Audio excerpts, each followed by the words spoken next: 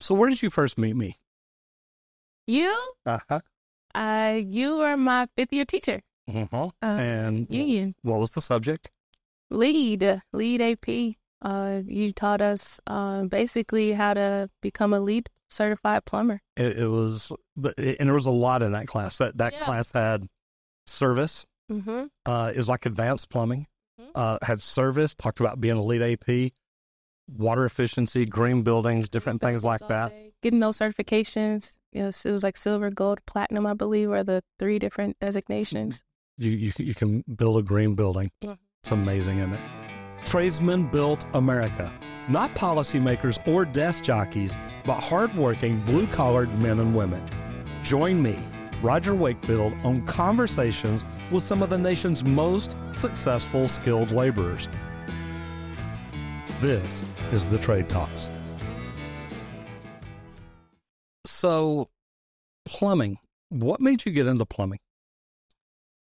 Well, in high school, I made pretty good grades, so it was actually a lot of pressure from my counselors and my teachers to do a higher education. Was thinking about actually becoming a pharmacist, and I prayed about it. My mom just advised me just to pray about it, and literally the next our Bible study talked about not necessarily having to seek like a higher education like a university, but secular or vocational schools. I had never heard of a vocational school. So I prayed about that. I was like, Jehovah, what's a vocational school? And that Monday when I was still in high school, my business class, they talked about the jobs and careers that are going to be in demand in the next 10 years. And of course, they talked about nursing and engineering. And then the recruiter it was Lee Sullivan at the time, came to my school and was talking about how trades were basically kind of dying because in the next 10 years, half of the plumbers were going to be retiring and that the plumbing industry was needed. And they say, you earn while you learn. They basically pay for you to go to school. So I prayed about that.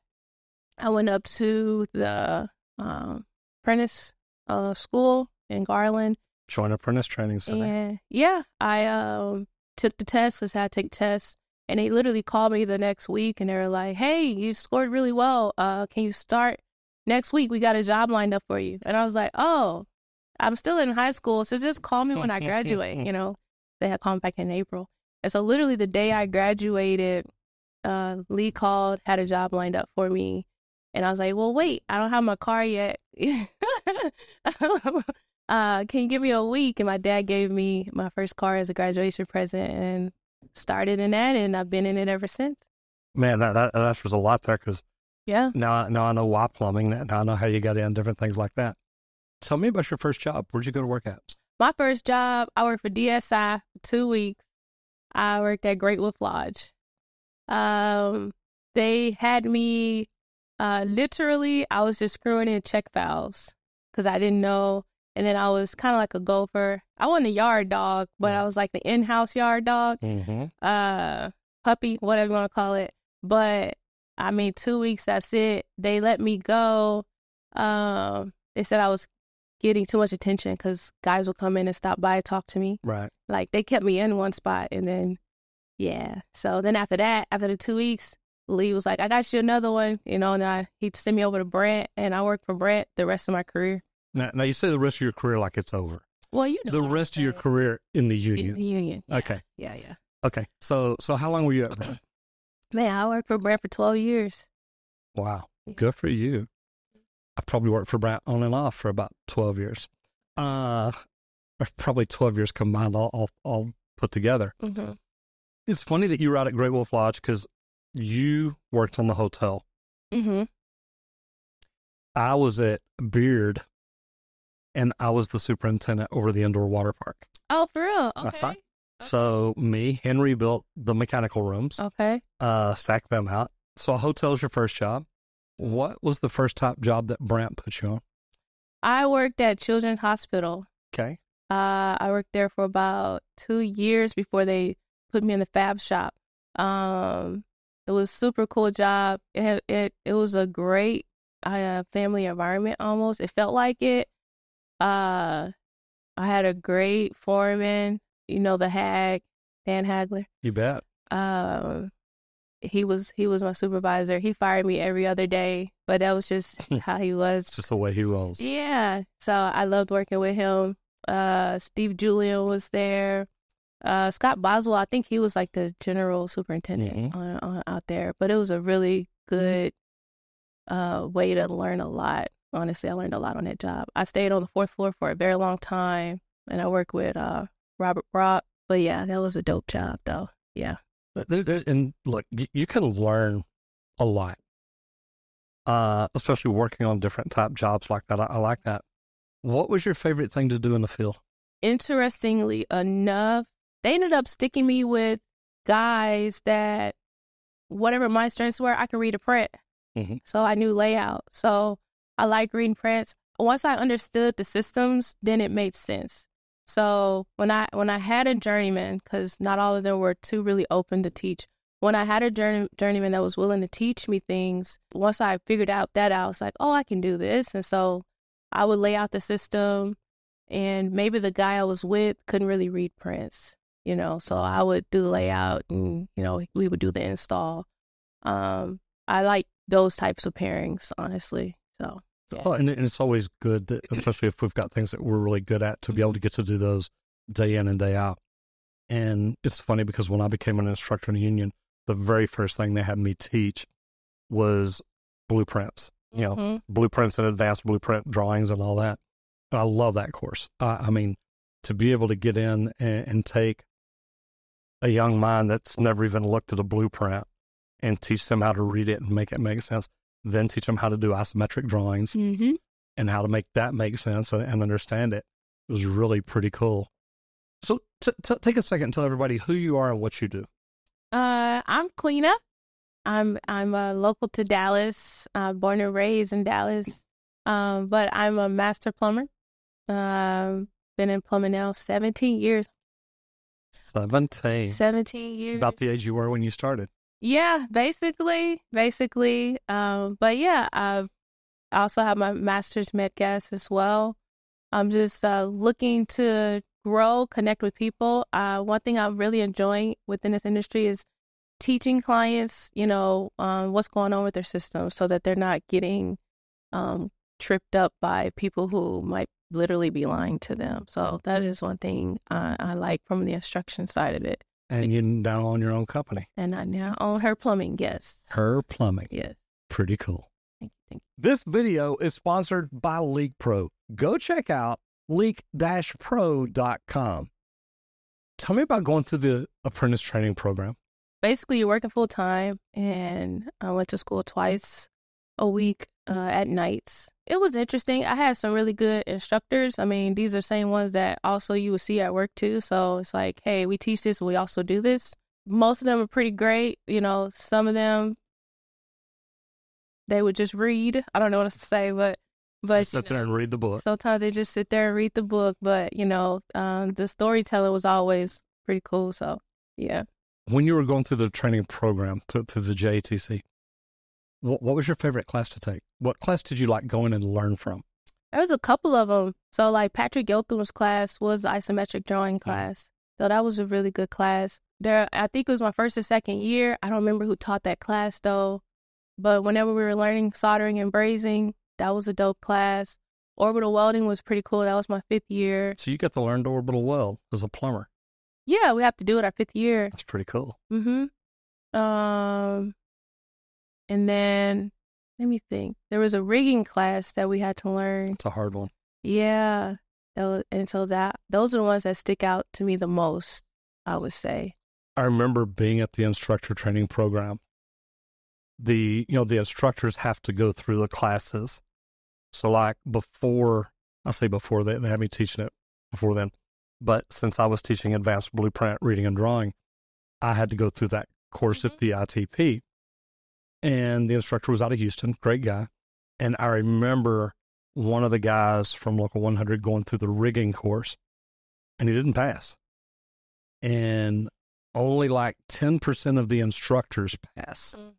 And they've got this room built, and they've got this little hole up here and literally you've got a crane and you rig it, you flag the crane, you do everything, but literally you've got to pick this assembly up, a skid, adjust it to where basically it's going straight in and up and down, and drop it down in the hole, then slowly jack it back up as you come down in, and then guide it into position. And man, it's a tough deal because you've only got like an hour to get this assembly into the hole, set, in position.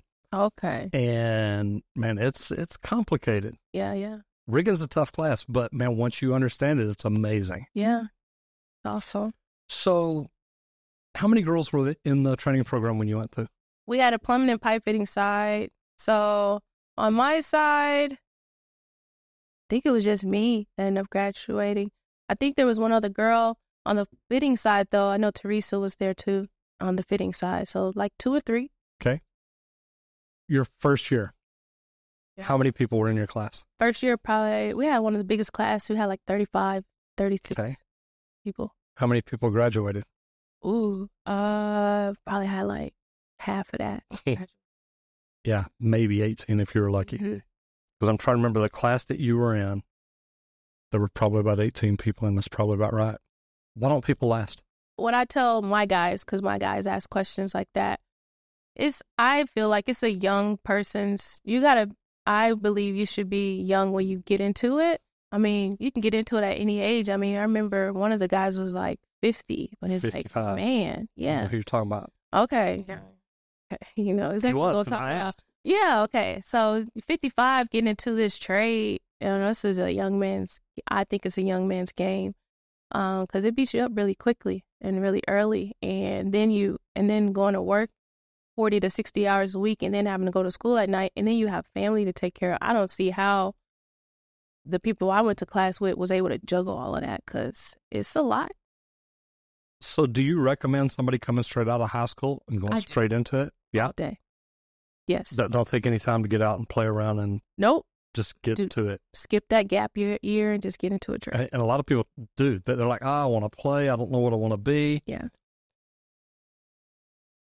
What do you think about parents that tell their kids they have to go to college, or parents that tell their kids, if you don't go to college, you'll never amount to anything?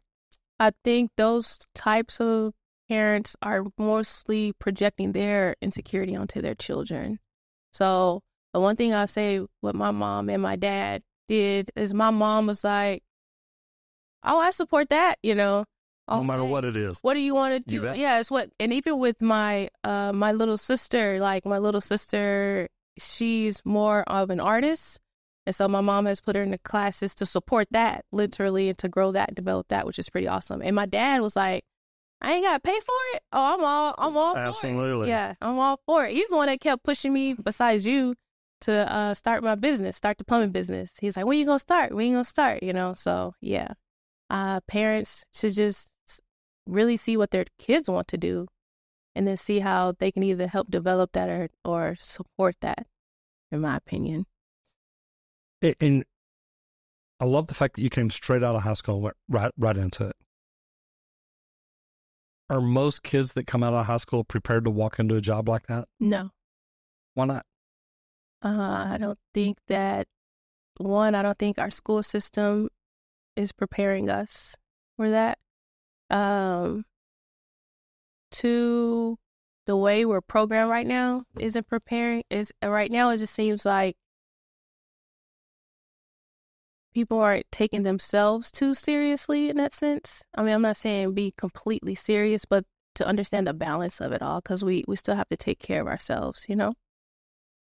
When you first got in, did you understand the importance of trying to be good, trying to do it right, trying to do it right each and every day? Yes, but I mean, you're talking to someone who was like a straight A student and a perfectionist at the time. Not perfectionist now, but you relaxed a little bit. Oh yeah, I'm not that hard on myself. It's unrealistic.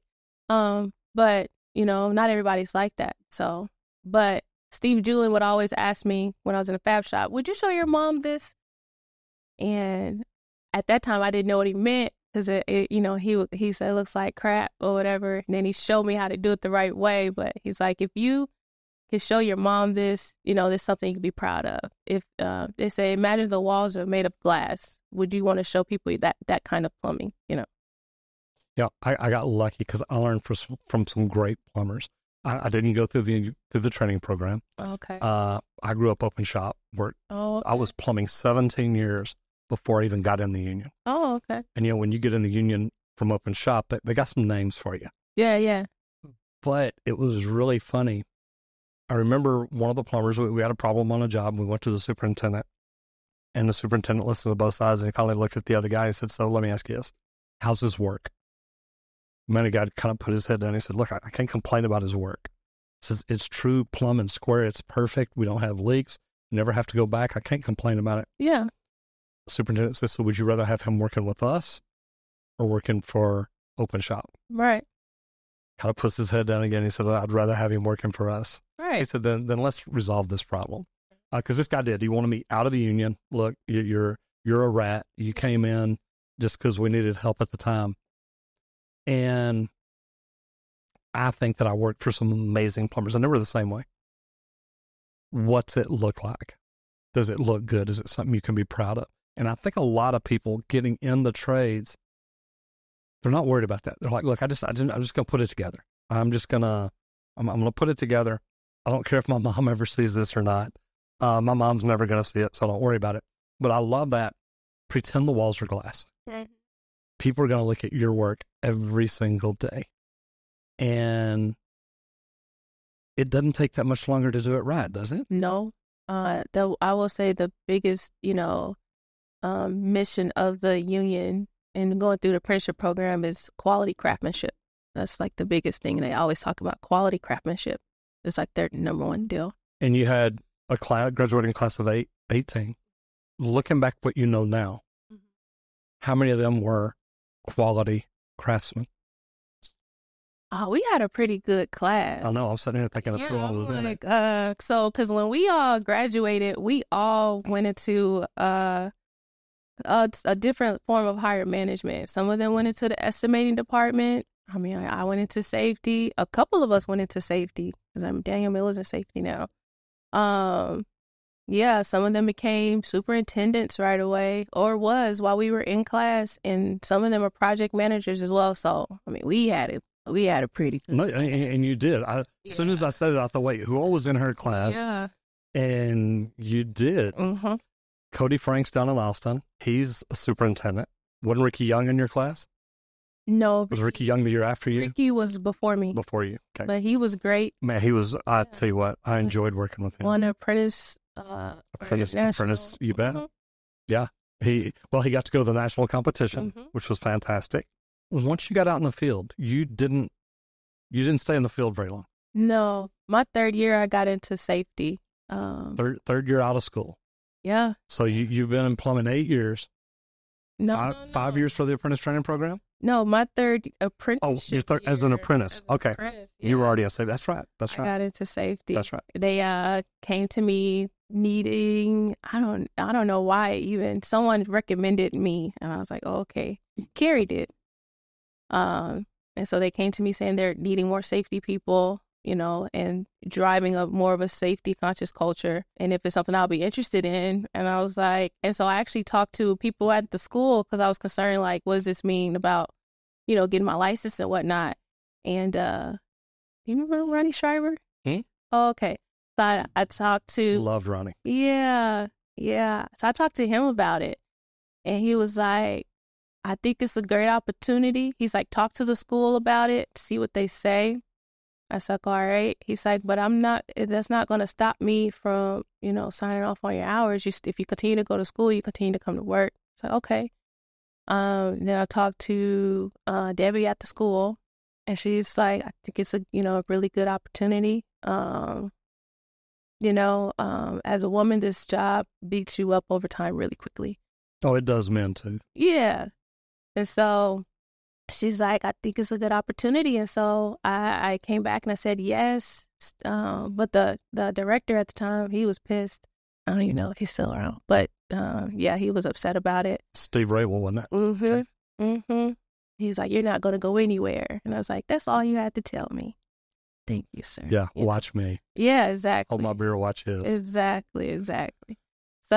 So, yeah, I got into safety. I was in safety for 8 years. What you learn about safety on job sites? What do most people do wrong? It's just overconfidence. I think that's like the number one kicker for all of us. Because you get to a point where you're comfortable doing the job. You've done this 100 times, and you don't think that this is going to be the time that you get hurt or you hurt someone else. Cutting corners, but it's really overconfidence sometimes, for sure. And that makes sense. We get complacent. We get comfortable. I remember I had on a pair of jersey gloves one day and I'm drilling a Hilti overhead and got caught.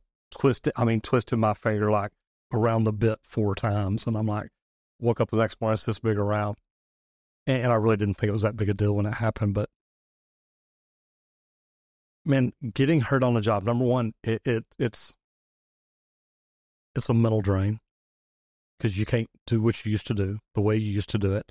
Either you can't use your arm, can't use your hand, can't use whatever it is. Safety is something that I think we're getting better at as a country. But there are people out looking out for our safety each and every day. For sure. Now, what about the residential service industry? Ooh, that's different. Why is it different, though? It's different. I'm saying, like, because a lot of my guys come from the residential side, and that's just not something that they consider. They were never taught safety at all. Yeah. And it's like, no, because even when it comes to like them asking for PPE, for me, I'm like, get what you need. Like if that's what you need, get it. And, I want you to be safe first for sure.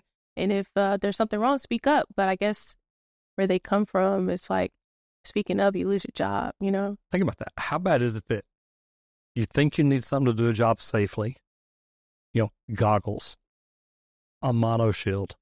I remember when mono shields became popular at Brandt.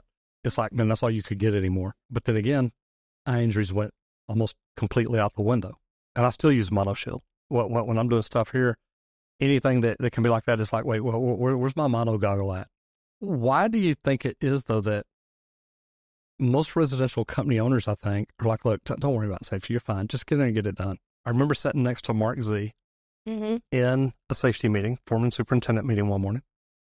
And somebody was talking about, it was when they went through the accident reports. I think Ed was up there and starts talking about the accidents and somebody had hurt their back.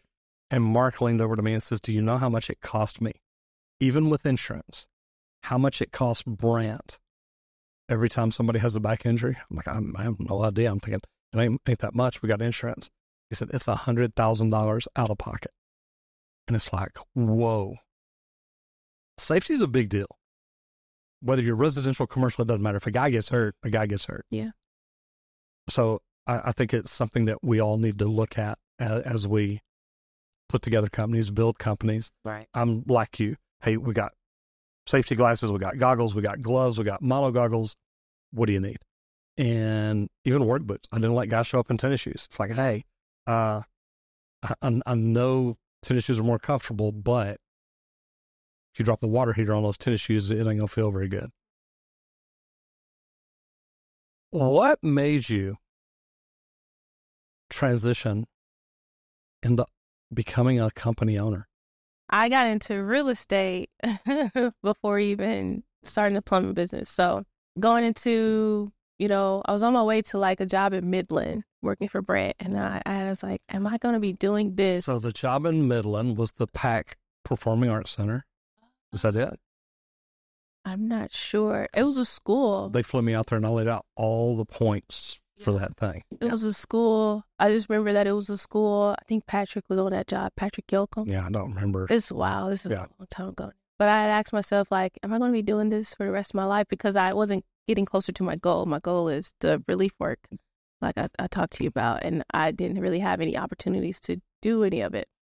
And so a friend of mine was like, hey, read this book. And it talked about getting into investing. And then that's how I got into real estate investing. And so getting into real estate investing, I ended up starting my own investor company.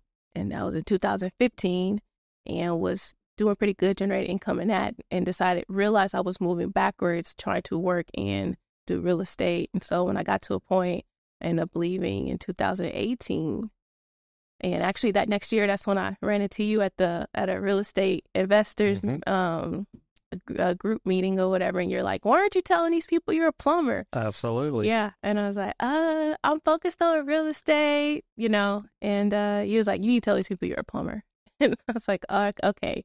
So 2019, I started to kind of consult for some of the investors that had plumbers on the job, but they didn't know anything about plumbers, and it was letting them know what was wrong with, what their guys was doing. And then eventually people were like, well, I'd rather just pay you to do it, And so I prayed about that because I've been running away from it, honestly. My dad been wanting me to do it and start my own company.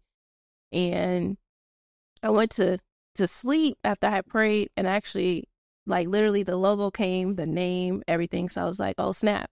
And so that's how Her Plumbing came about, 2021. How's it been? How is it starting out a company? Walking out the door of a guaranteed check every week to saying, hey, I'm a plumber, I'm an entrepreneur. I mean, it's just a different way of betting on yourself. Working for a company is great. It has its benefits. It has its, whatever you define as security. I'll just say it like that. Nothing's really secure, honestly. But you're betting on yourself, really. Although you can plumb, that doesn't necessarily, what I realized, a lot of plumbers don't know how to run a business. Mm-hmm. A lot of plumbers, we're never taught that. Right. Even when you go through the business school, I mean, it's 2 days. It's definitely not long enough. Or at least it was. I don't think they even do that anymore. For your RMP? For your RMP. Yeah. It's just quick and easy. Yeah. So they don't really teach you how to run a business, how to start a business. But because I had safety, because I had learned what I learned with safety, I mean, Melissa really helped us when it came to developing company cultures, mission, core values. I mean, all that is kind of the heartbeat of a company. And so I took literally what I learned at Brandt and really through Melissa, over to starting, Her Plumbing, honest, experienced, reliable, and putting that into it. And then what I learned with real estate as far as like marketing, capturing leads, and having systems and processes in place, took that into, Her Plumbing. But a lot of plumbers really, they don't know how to run businesses. So. And you say a CRM. As a plumber, how often do you email your people? How often do you communicate with your community, your customers? So I would say my target audience, I mean, from a social media standpoint, I'm only doing about 2 posts a week. From those that I capture, like clients that came in and they converted, we check on them literally the following week to make sure everything's okay. And then they just get like a quarterly check-in, if there's anything that they need, because a lot of them return from that. So when you started out your own company, did you just run out and buy a truck, buy a van, buy a new one, lease one? How'd you get started? No, and no, and no. I did not do any of those things, honestly. Like I said, I started really mostly consulting. So, because I have a lot of investors, since I'm an investor, that needed help. So I started off just literally doing that. And then that turned into a couple of referrals. And so 2020 happened, the freeze happened. And so I'm still in a car. I mean, I just had my car. But we're, me and a few other plumbers that I had, we're just fixing leaks and freezes nonstop, breaks and things like that. And so from that generated some income. And then I bought my van from that. I remember sitting next to a guy. This was probably it had to be my first 6 months working for Brandt. Mm-hmm. Brandt's the first company I worked at when I joined the union in 97. We were building Fidelity. Okay. Over off Georgia Bush. And Fujitsu. Over off Georgia Bush.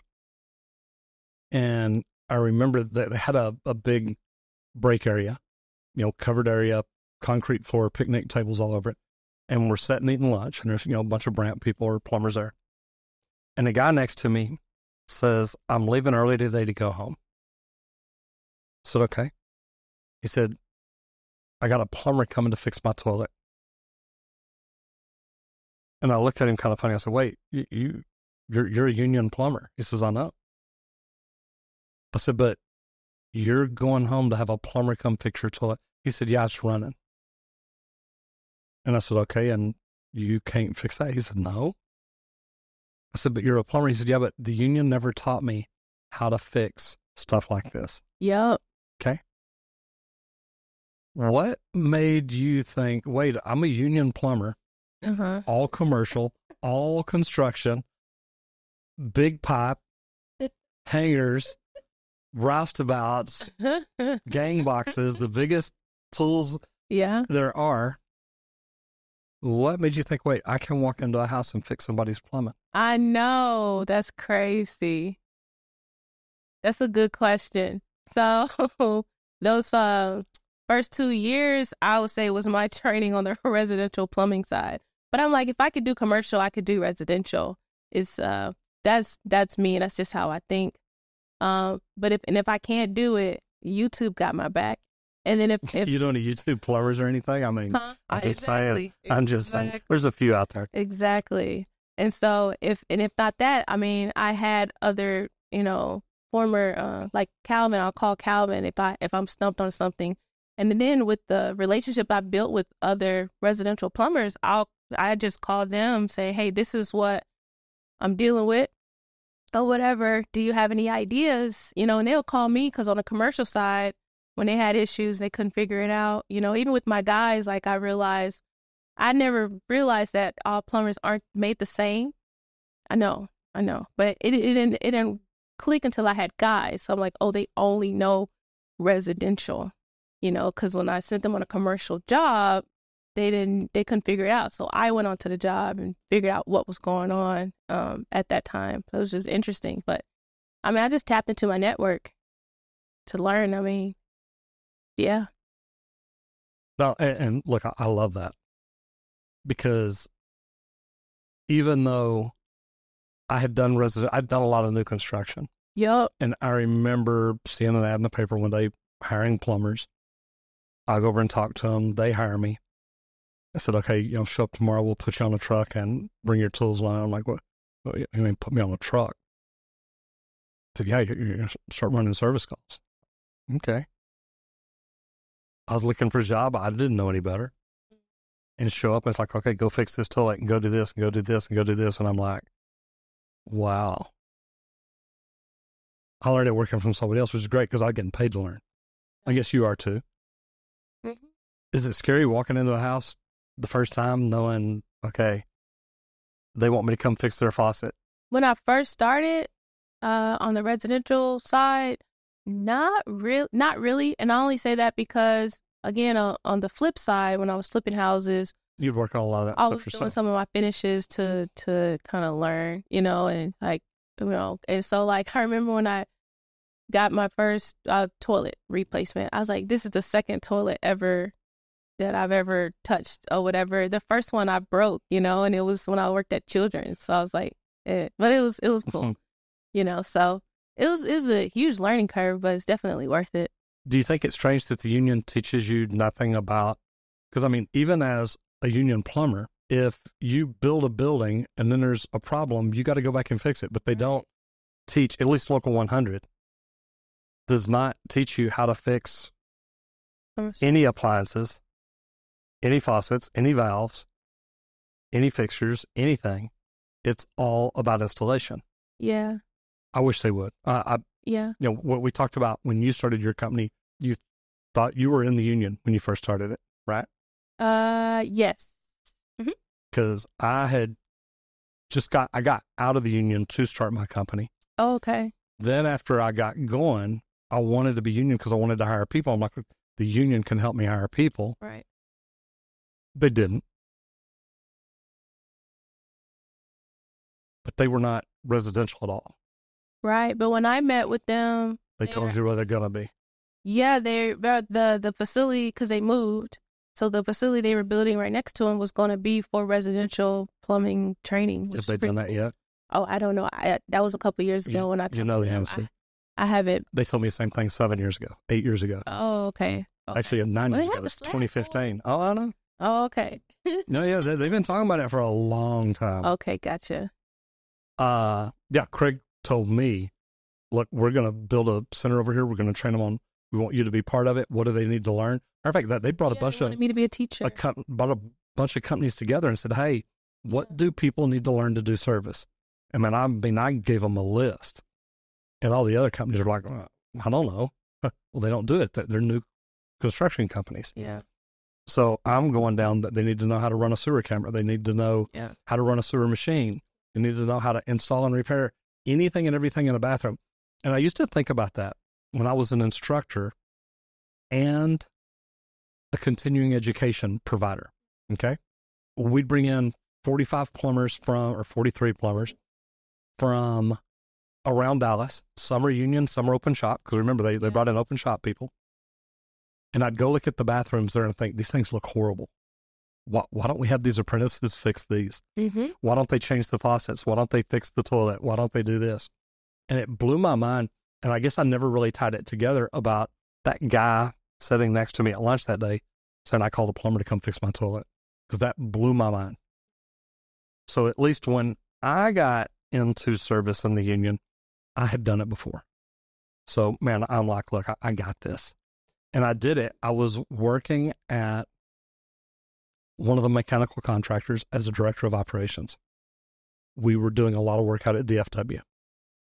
And I remember the owner, the new owner, the guy and his wife that owned it, they were bringing their daughter in to run the company because they were ready to retire. And she decided she was going to get into residential service. And we had an executive meeting one day, and she said, because I was director of operations over construction, and she said, we're getting into residential service. We're going to specialize in customer service, and we're going to have the best trained plumbers. I said, man, I love this. Love it. So what are you doing to train your people in customer service? She said, what do you mean? Mm-hmm. I said, well, you're telling people you're going to specialize in customer service. What are you doing? And she kind of rolled her eyes. She said, look, our people will know how to say please and thank you, yes, ma'am, and no, ma'am. Okay. And I'm like, wow, that's what you think customer service is? And I said, okay, what about the best trained plumbers? How are you going to train them? And again, she looked at me like I was stupid. She said, Roger, all our plumbers will have a license. Okay, every plumber in Texas is supposed to have a license. There's nothing above and beyond there. Right. And she says, you know what? You just worry about the construction end. And I'm like, you know what? I'm in the wrong spot. What do you think about training like that? I think the union should really start getting into training people. Residential repair, the union, to me, the union could double in size. Absolutely.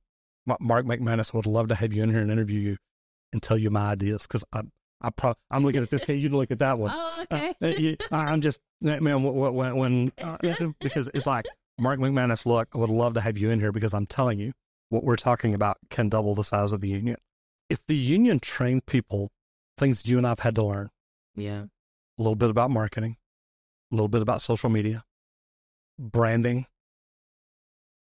I mean, there's so many things that if they would teach stuff like that. How many plumbers do you know that came out of Local 100 that now have their own businesses?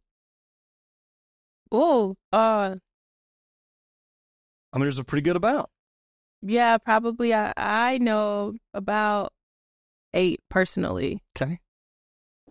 Yeah. Well, including you and me, 10. Okay. And that's probably out of just a 4 or 5 year period while you were in school, the people you went to school with before, after you, stuff like that. Mm-hmm. Right around you. Yeah. Imagine how many people have come out of Local 100 and gone on to open their own businesses. How many people have come out of the UA and gone on to open their own businesses? And that's not going to help the union. Because when we bring in people, when I hired people, I sent a guy down to the JATC. I hired him, loved his attitudes, man, go down there and sign up. You're going to be part of the union. You're going to go through their training. Right. They go there and said, hey, I'm here. I'm a service plumber. I said, we don't do service plumbing. Yeah, it's wrong mindset. And then it's like, no, y'all do. I've already got hired.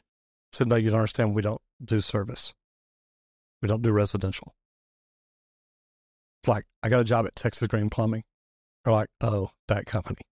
And I'm like, man, are you serious?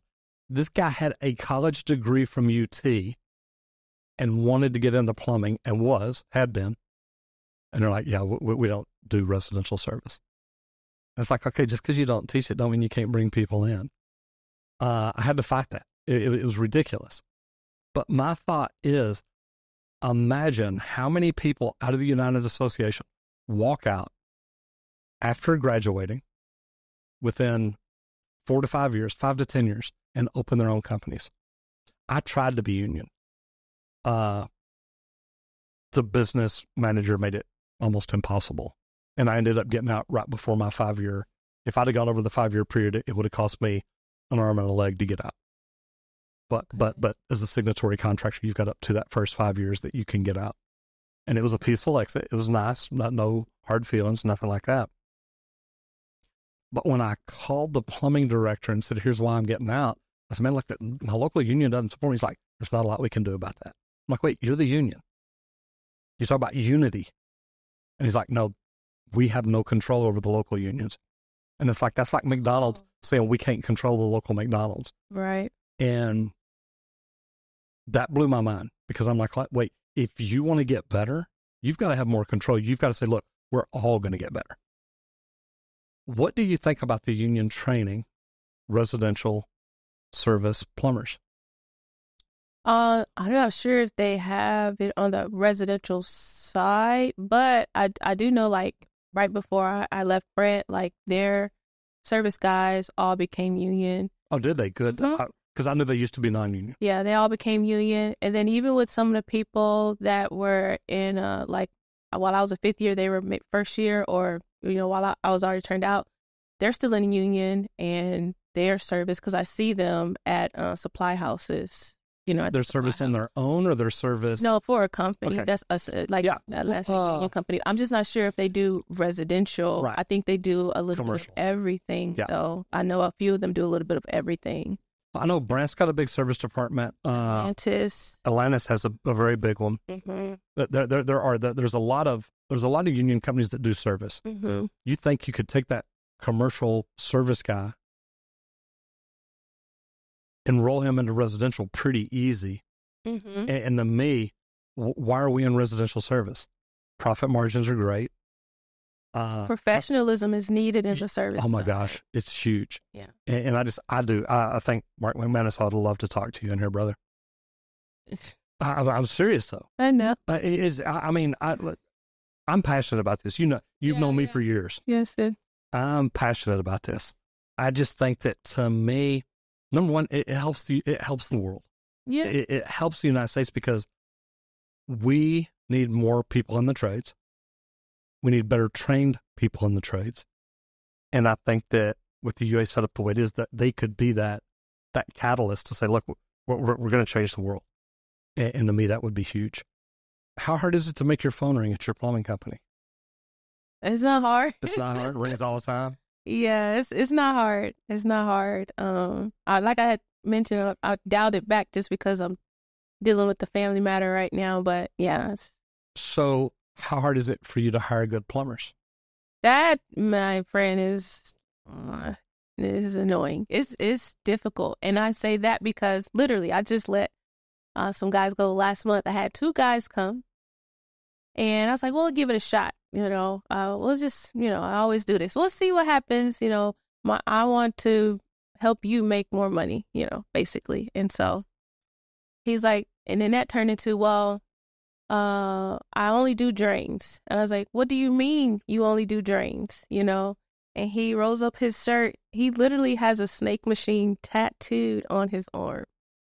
He only snakes, drains, and cameras lines. That's the only thing he does. That's the only thing he sells.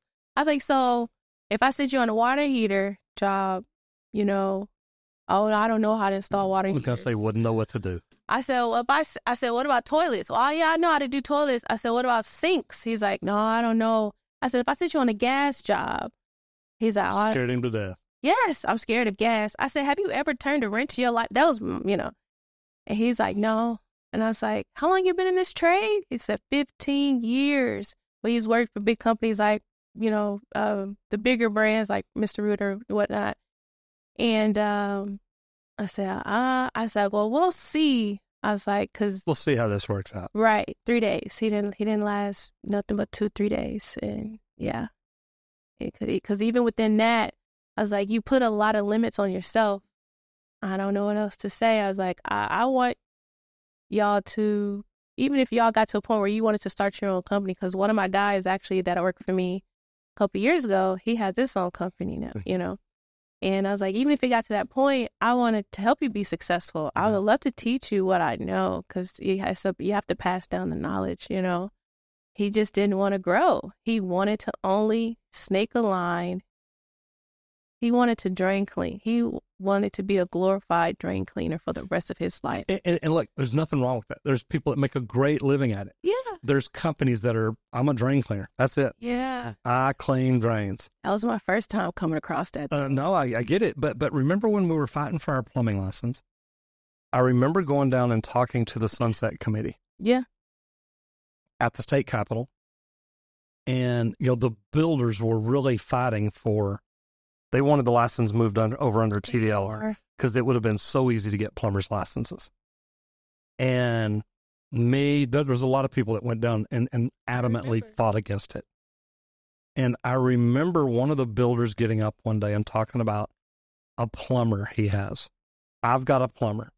And the way things are right now, he can't get a license. He's afraid to go take the test. Yeah. He has installed tubs for me for 6 years. Okay. He's the best tub installer in the world, and he can't get a plumbing license. That's not a plumber. And I don't think that's right. And I'm like, yeah. I told him, I said, why would anybody want to hire him? If he leaves you, where does he go? Yeah. He says he can go anywhere. I don't need a tub installer. Yeah. I need a well-rounded plumber. And if you give him a plumbing license, he can walk in people's houses and tell people he's a plumber. Yep. And he ain't. He's a tub installer. Yeah. And it blows my mind when people start fighting for change and they literally have their head so far somewhere that they can't see what the real world looks like. Yeah. I've learned through this trade. I mean, and I didn't know, most people don't truly understand how wide the plumbing industry is, how much we do. They just think of plumber, think of toilets, think of drains, and think of poop. I'm not going to get in plumbing. I get poop on me all the time. Yeah, but it goes so much. Yeah, I didn't hit poop until I got into residential, but But how often do you hit it? I mean, it's not like you're out in it every day, is it? No, I don't swim in it. Yeah. So seriously, because that freaks a lot of people out. How often have you ever been around poop? It ain't very often, is it? No, not really. It blows people's mind because they're like, I can't be in plumbing. If I saw poop, I'd puke. Yeah. No. Okay. Puke. Do whatever you got to do, but we got a job to do. Yeah. They don't realize how broad it is, though. The industry is very broad. And it is. There's commercial, there's residential, there's industrial, there's construction and service for all three of those. Yep. There's union, there's non-union. There's medical. Yeah, there's the med gas, there's the multi-purpose residential fire protection systems, there's the WSPS. There's so many endorsements, so many different things that you can do in plumbing. What do you want to do with your company? I am building a business to sell. I would love to be able to franchise, but it may not start with me when it comes to the franchising. So, yeah. Okay. What do you want to sell? What do you want to do? So my ultimate personal vision for myself is to do international relief work, disaster relief. So, within my religion, we have what's called the LDC, Local Design Committee. I'm a part of it right now, where essentially when disasters happen, we literally send out, and it's a volunteer service to, help rebuild houses, in our worship centers. Right now, locally, I'm just fitting out the RV trailers that actually get shipped out. So like they're sending some, to, I think there's some in Hawaii that they're sending out there. They're sending some to Florida. So things like that. That's the like personal vision that I have. Yes. Okay. Why is that such a big deal to you? I think for me, it's more of a contribution, aspect of it. If you talk about Tony Robbins' hierarchy of needs, for me, growth is one big thing. So I love to learn. Connection is also important. I think it's also a way to connect and give back. And then the reason why I got into plumbing is like I can do this wherever I end up living. They're going to always need a plumber. So it's always something I can contribute, to society. So. Have you always lived in Texas? Yeah. Well, I travel. You say yeah. Brandt. It's supposed to be like, yeah. It's like, yeah. I travel for Brandt, but yeah, I've always lived in Texas. I lived in New York for a year, Oklahoma, Arkansas. So New York, Oklahoma, and Arkansas for Brandt? Yeah, when I was working up there. Mm-hmm. Okay. How'd you like traveling? It was cool. It opened my eyes, especially working in New York. There's a lot more women in the trades up there, so that was dope. Did you learn to ride the subways and all that? No, we were upstate. Okay, at the chip plant. See, I was in New York City, so I had a blast. Oh, okay. Yeah, it was cool to see the mindset of other trades in other states or whatever. Because like more with Texas, we're kind of like, hey, if it's something needed, we take care of it, get it done, But when we're in New York, like, it's like, don't touch that. That ain't our job. Yeah. I was like, oh, okay. We'll sit down and wait until the electrician gets here to fix the outlet on that. Yes. Yeah, isn't that crazy? Yeah, it was different. Now, in New York, did the trades up there work 35 hours a week? Or no, they were working 7/12s. In New York City, the plumbers work 7 hours a day. Really? And it's based on a 40-hour pay. Oh. Yeah. I'll tell you what, going to the instructor training program, and I've mentioned this before, Local 1, their instructors come in like drill sergeants. Really? They come in, they're in uniform, they're pressed, they're sharp. They come out with their notepad, pens, and papers. They all wear the same color shirts every day. I mean, you can look at them and know right who they are. They are the most education-focused group of instructors I've ever seen. Mm-hmm. Local 100, we had fun. We're going to the good meals, we're hanging out, we're going to the bars. Local 1 walks in like, man, I'm here to learn. And they are hardcore. And I see it when you look at how they act, how they represent themselves. In New York, if you graduate as one of the top apprentices, they offer you a 4-year degree to go to NYU to learn CAD. Okay. Pretty cool. We learned CAD our 5th year. Uh-huh. Yeah. But they go deep. Yeah. They go deep. Yeah. You're going to get a college degree in it. Okay. This has been fun. Love hearing about your career path, what all you did, how you got there, how you got started. Career day at school started out with Lee Sullivan. And they had sent me to a couple of career days too when I was an apprentice. It's pretty neat. I've done it when, I guess I'd started my own company. And some of the high schools would reach out and say, hey, do you know any plumbers that'd like to come down and talk? I'm like, absolutely. Mm-hmm. So let's go back. Queena walks out of high school, goes home, goes to bed, takes a week off. Yeah. Yeah. Daddy gets her car. Yeah. She wakes up that Monday morning to go to work. When La Queena back then walks out the door, and you're standing there to see her right now. What do you tell her? Based on everything you know right now, what would you tell that young lady walking out the door? No matter what you do, just keep going. Focus on one thing. That's the one thing I need to tell myself then and now. Like, focus on one thing. So, what's the one thing you need to focus on right now? Plumbing. And spending time with my family. For sure. If you could go back and change anything you've done, what would it be? I don't know if I would change anything right now. It would be to go to prom. That's the only thing I... You skip prom? Well, yeah. I did not go. I couldn't go. I wasn't allowed to go. Yeah. So, yeah. Okay. Was you in trouble or just couldn't go? No, it's just being raised in a more of a strict household. We were, so when it came to like the school dances and stuff, we weren't allowed to go. Okay. And it was for protection from a spiritual standpoint because, kids were doing a lot of crazy stuff. Completely agree. So that's the one thing I think about. I wish I would have went to prom. So if people wanted to find Her Plumbing, number one, you're looking for plumbers. You need plumbers. Yeah.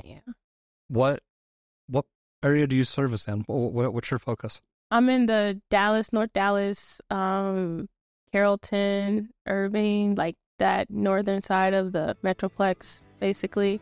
I also will do south of Dallas and South Dallas, of course, if that's needed for sure. So that's where I am mostly. How can people find Her Plumbing? herplumbingco.com. I'm on Instagram under Her Plumbing. Facebook is Her Plumbing. TikTok is Her Plumbing. There you go. Yes. You got it nailed. Queena, this has been fun. Thank you so much. Also, thank you, Roger. This is crazy.